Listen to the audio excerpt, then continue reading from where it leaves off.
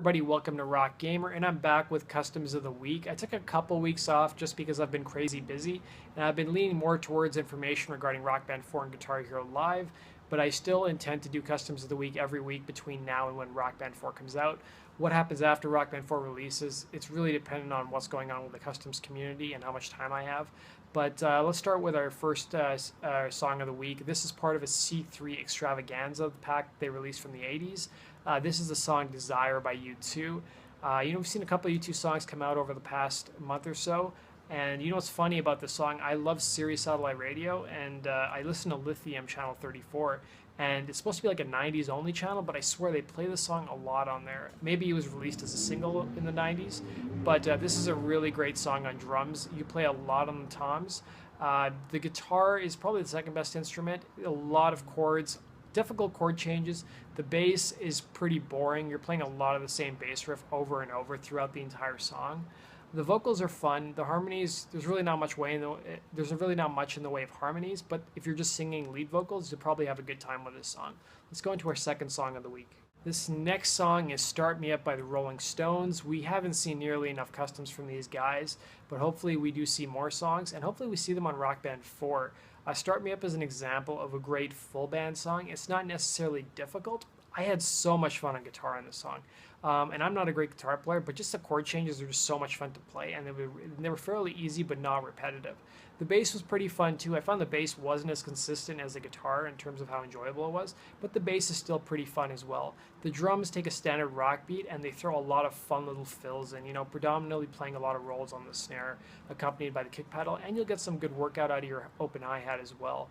The vocals are, standard Stones, really fun song, and there's harmonies as well as on this release.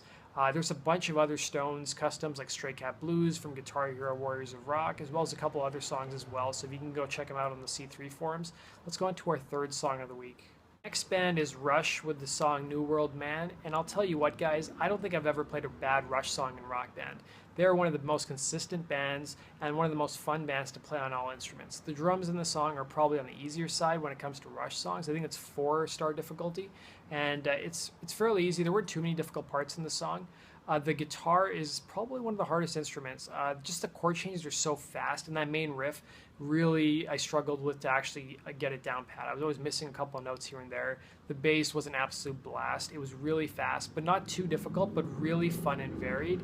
The vocals are, your typical Rush vocals, and it's got a pretty good amount of harmonies in the game.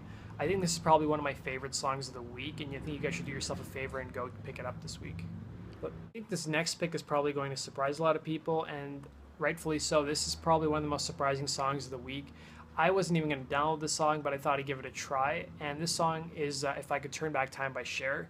This is an example of a really well-known song that's really fun and also really fun on all instruments. It's not really difficult, but I found the guitar was really laid back, but the chords were fun and simple to play. It wasn't too repetitive. The drums surprised the hell out of me. I had a lot of fun with this song. It's, your pretty standard rock beat, but then there's a lot of open hi-hat, and there's also a lot of fun little fills as well. Even the bass guitar was reasonably fun, but this is definitely a song for vocalists and people who like to sing harmonies.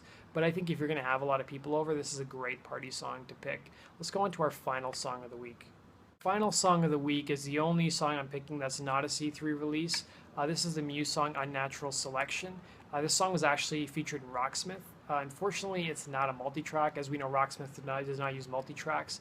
But, we've had a lot of Muse customs, and I think, frankly, at this point, I'm probably tired of Muse. I really don't want them in Rock Band 4 after playing a lot of their customs, but I know a lot of people do like this band.